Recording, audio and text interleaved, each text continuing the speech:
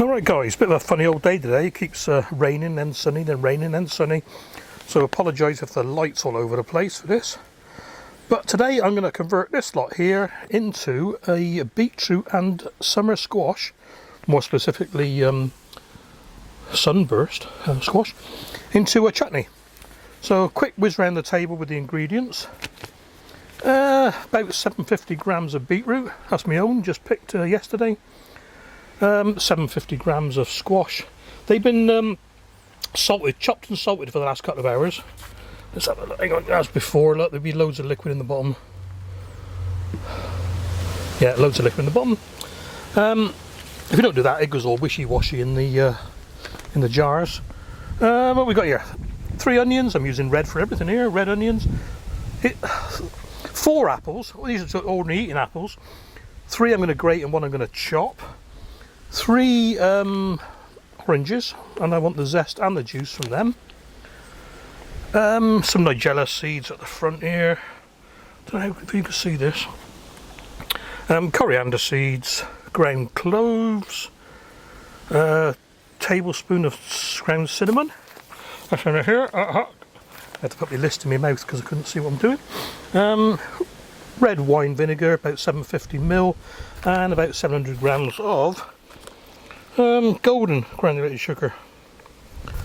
So I'm going to nip upstairs now and get changed, because I know, I darn well know that as soon as I start chopping these up, I will get covered in red. So catch you in a bit.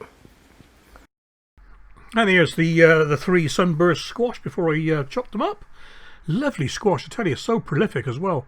And all I do, chop them into little centimetre chunks, salt them, let them sit for about 2 hours, and then drain the water off and rinse them. Hey, right, back again. Right, normally I would do the fresh ingredients first, but I want to clear the table, so I'm going to get all the packeted stuff in this preserving pan, so I can have a bit more room.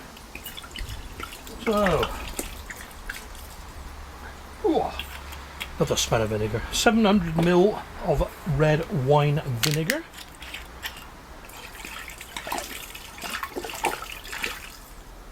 Right, tablespoon of,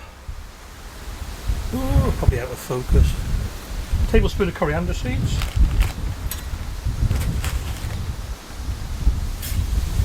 It's all rough, you know that, it's chutney, you know. Tablespoon of ground cloves. You can do what you want with chutney. If it's nice, you do it again. If it's not nice, you don't do it again. Tablespoon of ground cinnamon.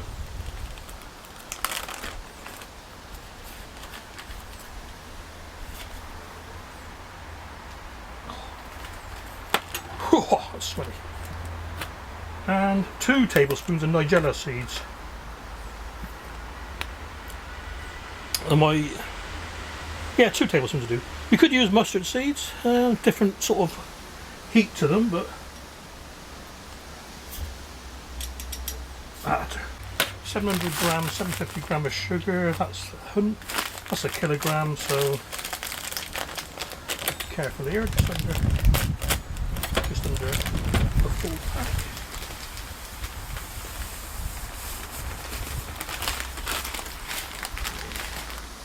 That's about right. I mean, I don't like it too sweet anyway. And here we have all the non-fresh ingredients. Right, tidy up, turn you off and bring you back.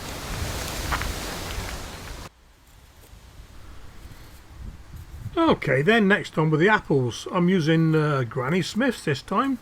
Granny Smith's to me is a bit of it's a halfway house. It's in between Bramley's and Cox's really.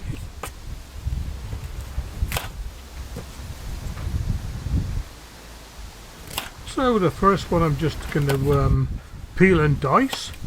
I need this one for the texture, and the next 3 are going to be grated, and they just add to the flavour.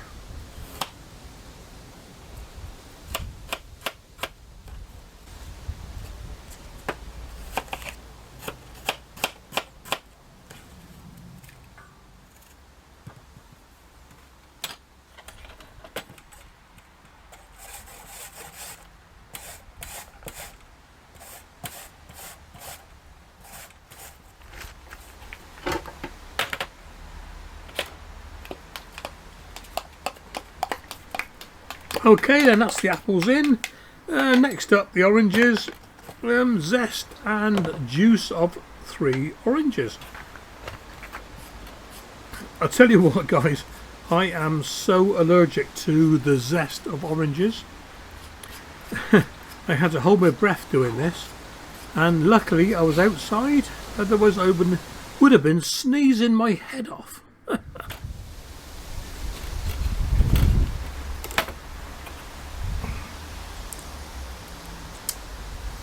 Seedless.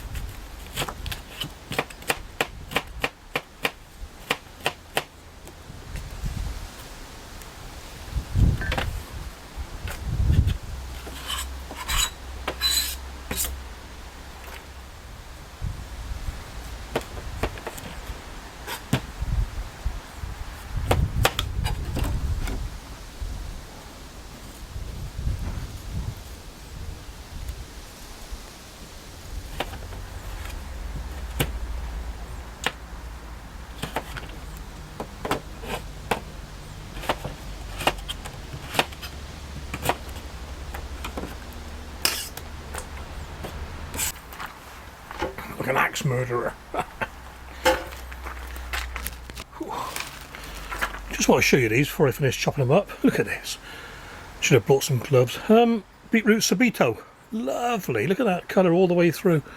No white lines. Right, just drain and rinse the squash. So that goes in as well.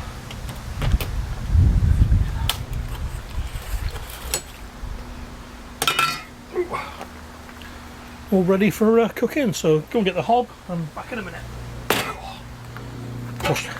Think about washing my hands as well.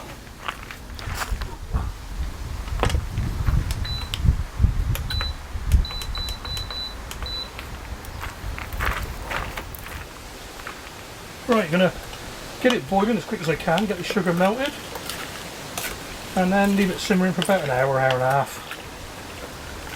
Actually, I'll show you the usual test where you drag the spoon through to see if it's ready or not. Okay, so that's boiling away nicely now. This is Steve holding on to his camera for dear life. Oh dear.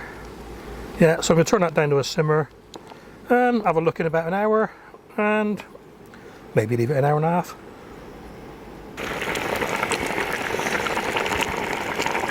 Okay, so we're 1 hour in and that's nowhere near ready.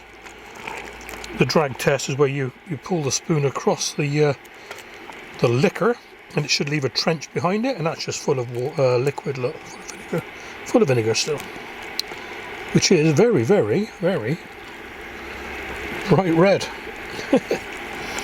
Good. Right. Alright guys, well here we are, 2 hours in. So you can see how far it's gone down. I mean, it was up here somewhere, it's gone down to there. And this is the drag test. Get out of the way. Devotion to my cause. It is pouring down with rain.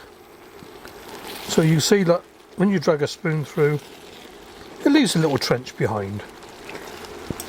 Much drier than that, and it would be too dry, but just about right. I'm getting soaked now.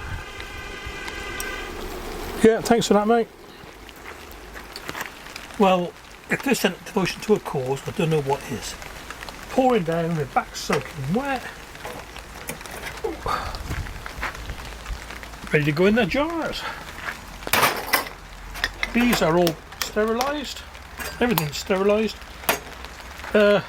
Dishwasher at high temperature or in the oven like I usually do with a drop of water in, 115 degrees, and boils it all off. So, go.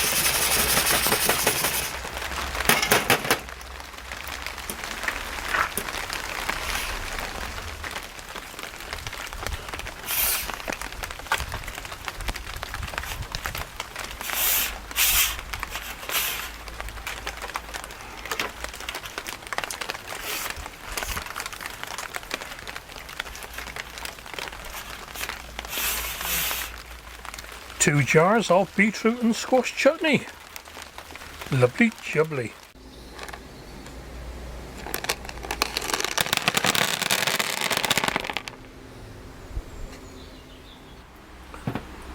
Right guys, a couple of how would I say, even though tips today.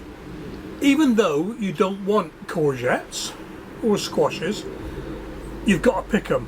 If you don't pick them, the plant will stop producing and you'll have no courgettes or squashes.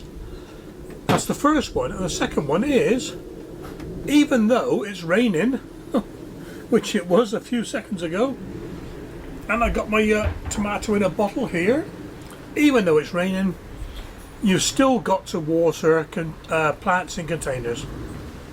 This thing here is bone dry at the top. Hope that helps.